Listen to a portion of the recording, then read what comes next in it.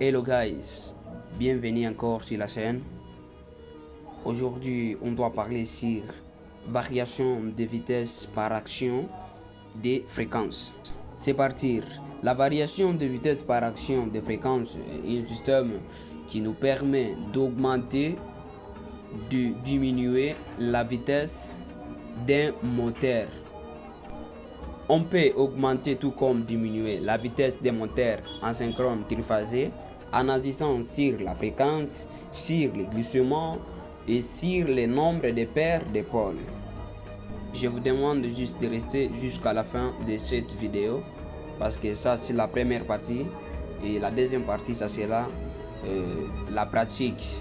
On doit pratiquer, soit on doit montrer comment on peut varier la vitesse des moteurs en synchrone triphasé à l'aide d'un variateur de fréquence. Et si c'est la première fois que tu regardes mes vidéos, n'hésite pas à vous abonner et à partager et à commenter.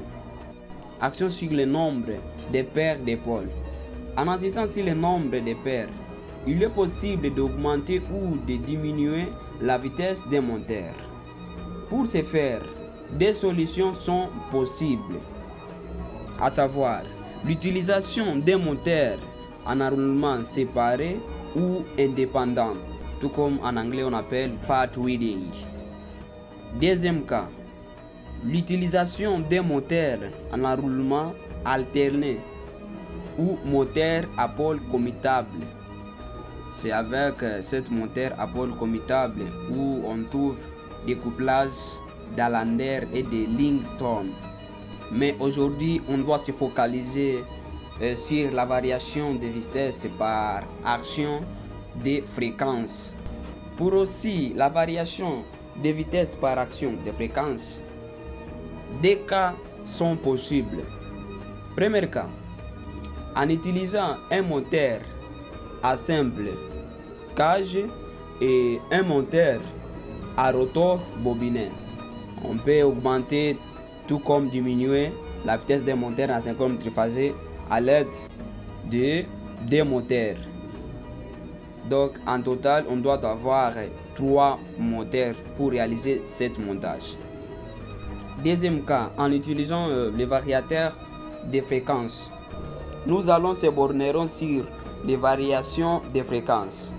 Par définition, les variations de fréquences, également appelées convertisseurs, sont des systèmes situés entre les moteurs électriques et leur source d'alimentation, dont la fonction principale est de réguler la vitesse de rotation du moteur et donc le niveau d'énergie qu'il consomme. En un mot, on peut dire les variateurs de fréquence permettent d'augmenter et de diminuer la vitesse des moteurs. Type de variation de fréquence. Premièrement, nous avons VFD, variateur de fréquence. Son principe, contrôle via fréquence barre tension.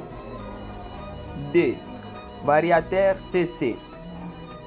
Son principe, réguler la tension du moteur CC, donc courant continu.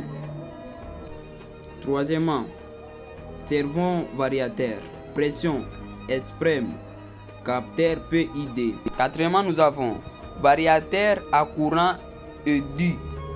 Son principe, couple magnétique via pollu. Là, on vient de voir le type de variateurs de vitesse. Alors, on passe sur l'étape de la pratique. Nous avons le variateur de fréquence, voyez. Et quand nous essayons un peu de manœuvrer celui-ci, vous pouvez voir comment est-ce que la vitesse de rotation du moteur est en train de varier aussi. Parce que comme vous le savez très bien, un moteur à 50 triphasé, sa vitesse de rotation est fonction de la fréquence et du nombre de paires d'épaules. Le nombre de paires d'épaules est dans la conception ici, pas moins de modifier ces nombres, mais la fréquence, on peut modifier celle-ci ici. Regardez là-bas, on a déjà écrit 22 Hz. Merci de rester jusqu'à la fin. N'oublie pas d'aimer, de commenter et de partager aussi à tes amis. Merci.